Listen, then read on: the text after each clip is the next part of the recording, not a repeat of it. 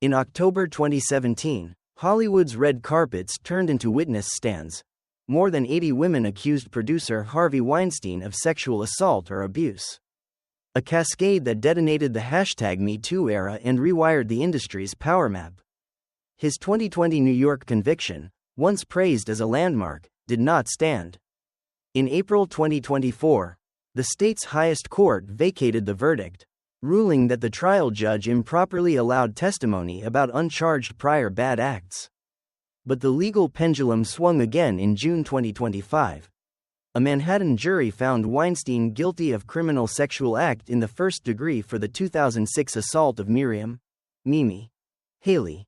He was acquitted on a separate count involving Kaya Sikola, and the remaining rape charge tied to Jessica Mann ended in a mistrial after fraught jury deliberations. Even so, Weinstein is not walking free. A separate Los Angeles case already put him behind bars for 16 years.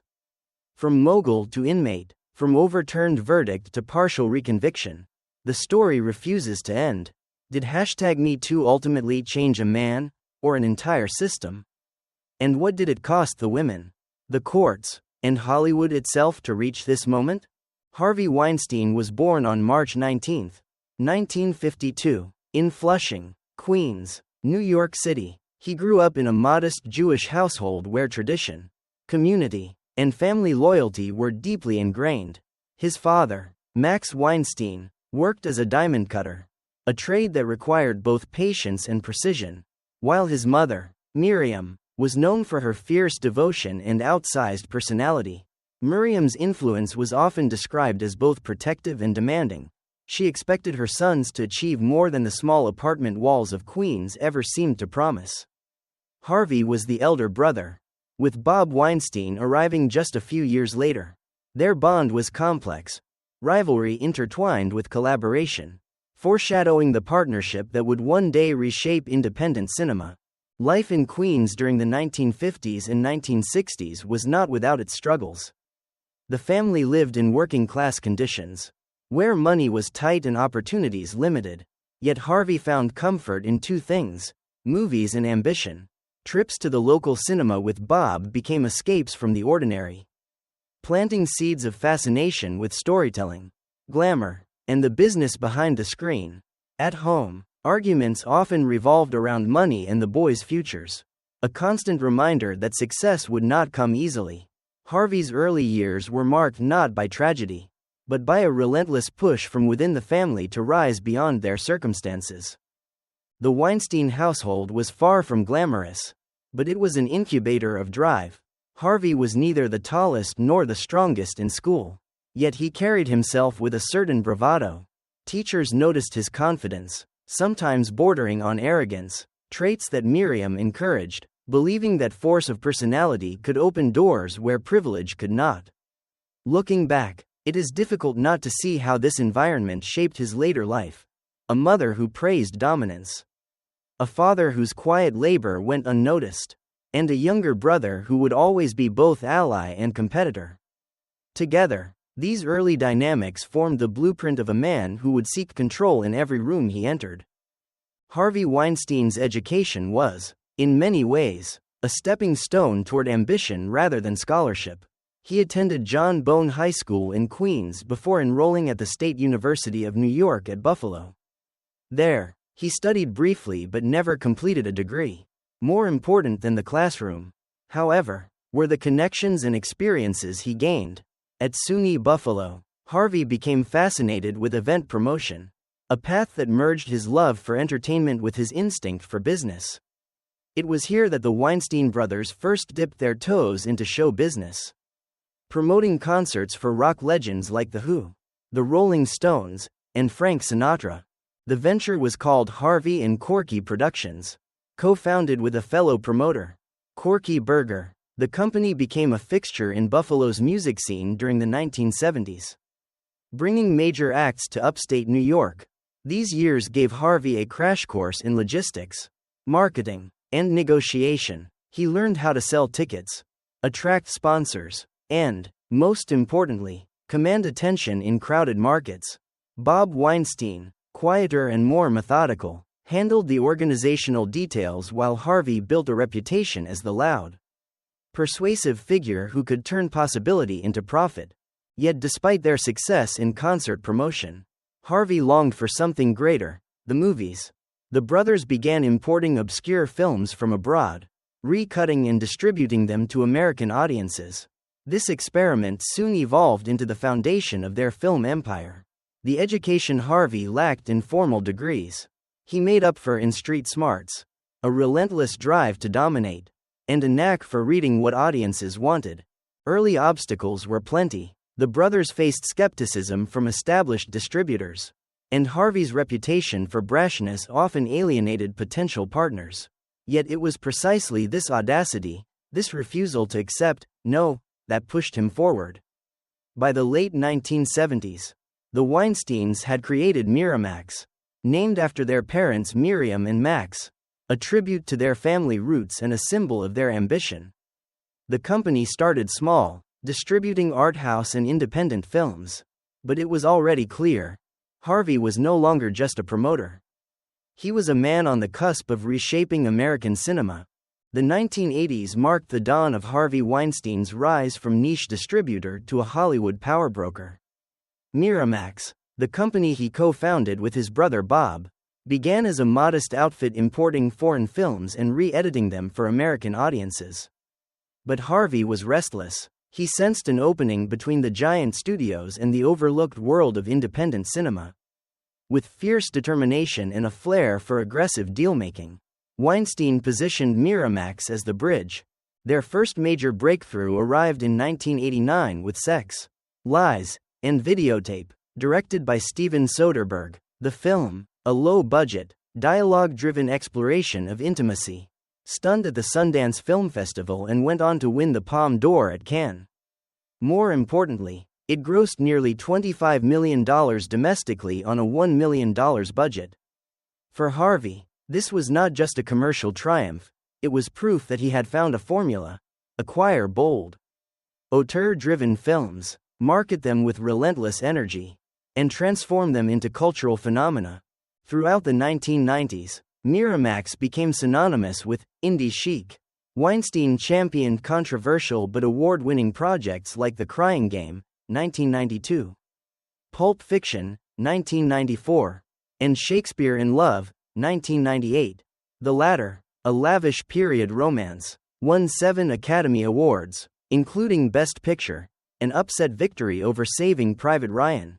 Industry insiders still talk about how Weinstein's relentless Oscar campaigns, complete with calculated press leaks and aggressive lobbying, redefined awards season itself. To many, he was a genius marketer; to others, a ruthless manipulator.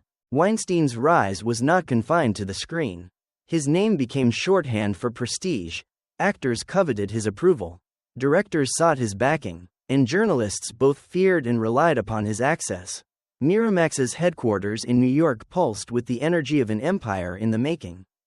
With Harvey at its center, charismatic, intimidating, and, increasingly, untouchable. In 1993, Disney purchased Miramax for $60 million. But Harvey retained creative control. It was the validation he had craved since his days in Queens. Now he wasn't just disrupting Hollywood, he was inside it, shaping it. By the early 2000s, Weinstein expanded further with the creation of the Weinstein Company, bringing with him a loyal circle of stars and filmmakers. Hits like Chicago, 2002, Gangs of New York, 2002, and later The King's Speech, 2010, cemented his reputation as the godfather of independent cinema. At the Oscars, his presence loomed large. If Harvey backed a film, it became a contender. Few moguls in modern Hollywood wielded comparable power. Yet beneath the glittering accolades, whispers circulated: his explosive temper, his habit of bullying subordinates, and rumors of coercive behavior toward actresses formed an undercurrent of unease. In public, Harvey was the kingmaker, the man who could anoint stars with a phone call. In private, darker patterns were taking root.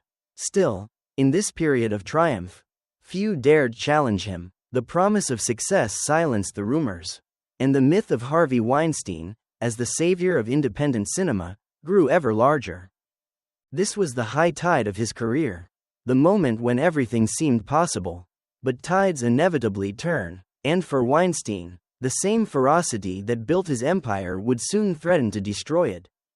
Away from the flashing cameras and awards night spotlights, Harvey Weinstein's personal life was as turbulent as his professional one. His relationships often mirrored the intensity and volatility he displayed in the boardroom. Weinstein married his first wife, Eve Chilton, in 1987.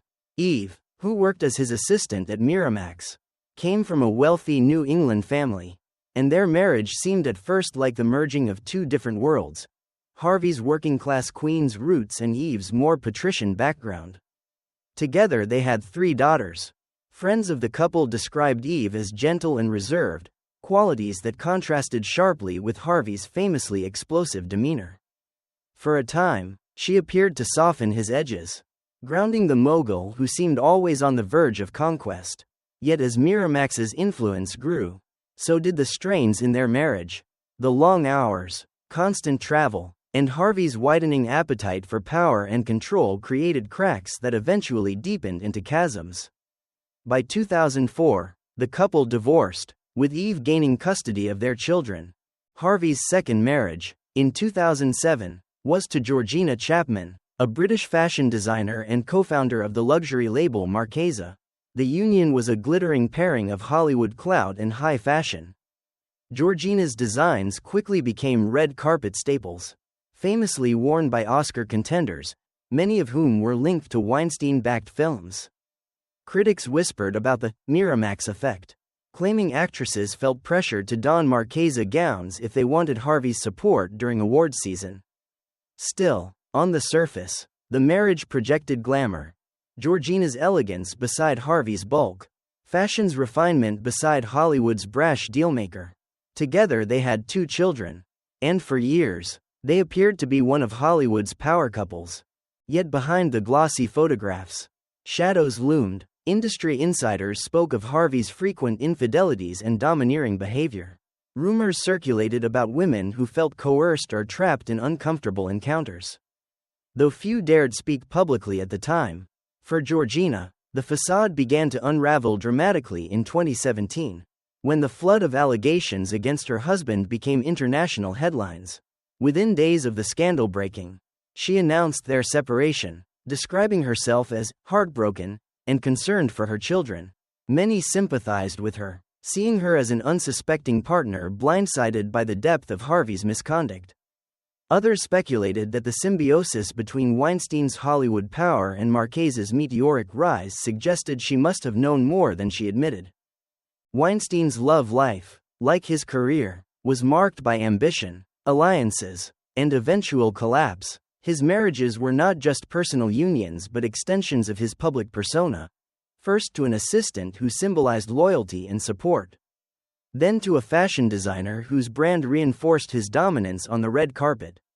In both cases, however, the relationships were ultimately consumed by the same traits that defined his empire: control, secrecy, and an insatiable hunger for influence. What remained after the dust of 2 divorces was not a portrait of romance but of a man who viewed even intimacy as a theater for power. And as the walls of scandal closed in, those relationships would become part of the public reckoning that stripped Harvey Weinstein of the illusion of invincibility. The edifice of Harvey Weinstein's empire collapsed almost overnight. For decades, whispers had circulated about his behavior: hotel room meetings, young actresses cornered, assistants forced into complicity. But it was in October 2017 that the dam finally broke. 2 bombshell investigations, one in the New York Times and another in the New Yorker, laid bare what had long been hidden: dozens of women accusing Weinstein of sexual harassment, assault, and rape. The names were not anonymous footnotes, they included celebrated actresses like Ashley Judd, Gwyneth Paltrow, and Angelina Jolie, alongside countless women whose careers had been derailed in silence. The scope was staggering. Within days, more than 80 women came forward, painting a chilling portrait of systematic abuse enabled by fear and secrecy. Assistants described being dispatched to procure or manage women, executives admitted that rumors were an open secret. Brushed aside in the interest of profit, Weinstein, once the most powerful man at the Oscars, became a pariah overnight. He was fired from the Weinstein Company, expelled from the Academy of Motion Picture Arts and Sciences, and denounced by political allies who had once accepted his donations. The scandal ignited a global reckoning, the #MeToo movement, a phrase originally coined by activist Tarana Burke years earlier, now went viral as millions of women shared their own experiences of harassment. Hollywood was no longer the same playground it had been for Weinstein. The once unassailable Kingmaker was reduced to a symbol, the predator whose fall revealed how deeply entrenched abuses of power had become. In court, the reckoning grew sharper. In 2020, Weinstein was convicted in New York of a criminal sexual act and third-degree rape. Sentenced to 23 years in prison, survivors wept with relief, believing justice had finally been served. Yet the legal saga twisted again. In April 2024, New York's highest court overturned that conviction, ruling that testimony from women whose allegations were not formally charged had prejudiced the jury. For many survivors, it felt like betrayal. For Weinstein, it was a glimmer of hope. But the story was far from over. In Los Angeles, prosecutors had already secured another case. In 2022, Weinstein was convicted of rape and sexual assault there, earning a 16-year sentence, ensuring that even if New York faltered, he would remain behind bars. And then, in June 2025, came the retrial in Manhattan. Once again, women took the stand. This time, a jury found Weinstein guilty of criminal sexual act in the first degree for assaulting Mimi Haley in 2006. He was acquitted on a separate charge tied to Kaya Sikola, while a third charge involving Jessica Mann ended in mistrial after jurors deadlocked. Still, the conviction guaranteed he would not walk free. The downfall was not only legal but financial and cultural. The Weinstein Company went bankrupt, sold off in pieces. His name was scrubbed from film credits and erased from award speeches that once gushed with gratitude. Colleagues who once cowered now spoke openly of his bullying and threats. Actresses recounted how he had dangled roles in exchange for compliance, or destroyed those who resisted. Perhaps the most shocking element was the sheer scale, decades of alleged abuse.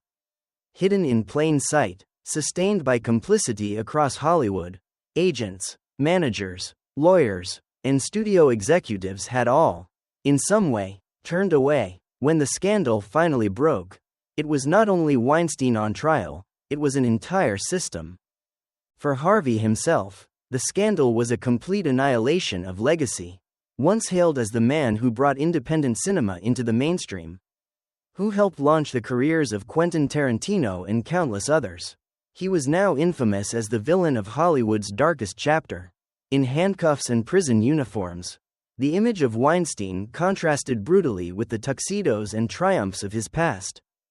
The phrase, "everything changed," is often overused in Hollywood, but with Harvey Weinstein, it was literal. His scandal was not just a personal downfall, it was a cultural earthquake.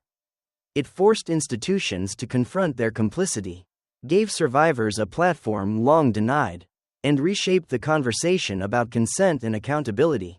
And yet, as his trials continue to wind through appeals and retrials, one question lingers. Was Weinstein the exception, or merely the first domino in a system built on silence?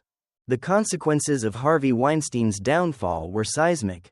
For the man himself, the immediate result was incarceration, bankruptcy, and social exile. Once courted by presidents, prime ministers, and the most famous stars on earth, he became a reviled figure, shunned even by those who had once depended on him for their careers. His conviction in Los Angeles guaranteed a 16-year prison sentence, and the retrial in New York in 2025 added yet another conviction. Even if appeals continue, Weinstein faces the reality that he will spend the rest of his life behind bars.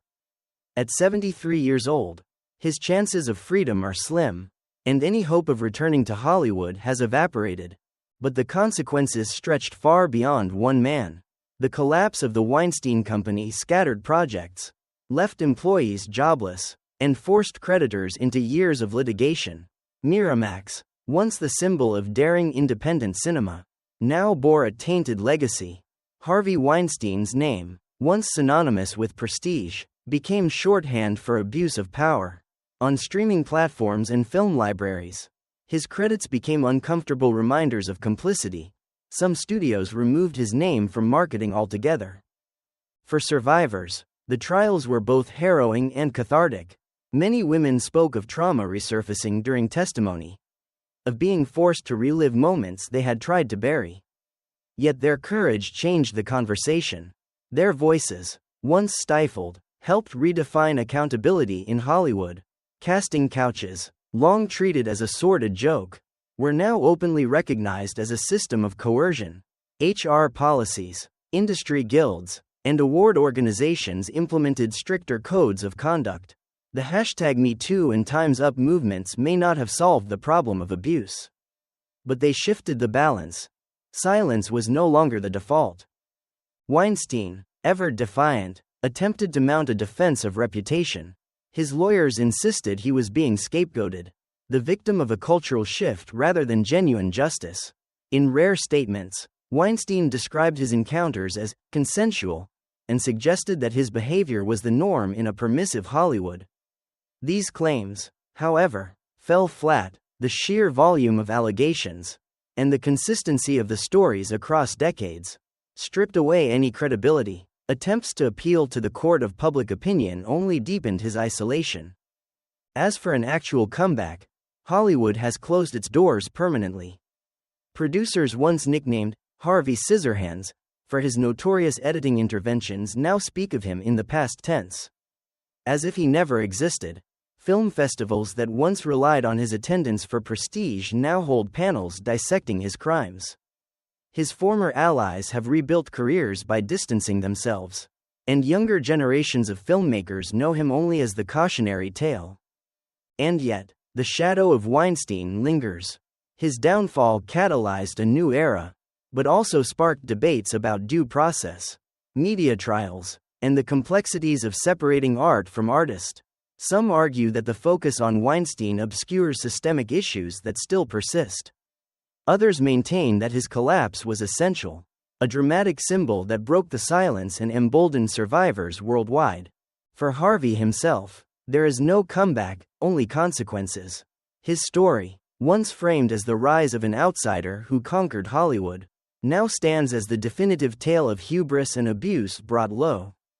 Today, Harvey Weinstein exists not as the towering mogul who once dominated Oscar season, but as inmate number in a California prison system. At 73, his health has been reported as fragile, diabetes, heart concerns, and the physical decline that comes with age and confinement. Once surrounded by assistants, bodyguards, and luxury, he now moves with shackles, his life reduced to the monotonous rhythms of prison schedules. The man who once dictated the fate of films and careers now depends on appeals and court hearings to mark the passage of his days. Outside the prison walls, the industry he once ruled continues to grapple with his legacy. The Weinstein Company is gone. Miramax lives on under new ownership, and his name has been erased from festival tributes and studio histories. Yet the shadow of his actions remains. Every time Hollywood launches a new initiative for workplace safety or inclusivity, the specter of Weinstein hovers in the background as a reminder of what unchecked power can produce. Survivors like Ashley Judd and Rose McGowan have transformed their pain into activism, becoming enduring voices in a conversation that long outlasted the headlines of 2017. For the broader public, Weinstein has become a symbol, not merely a fallen mogul, but a shorthand for the systemic abuses that once defined Hollywood's hidden culture.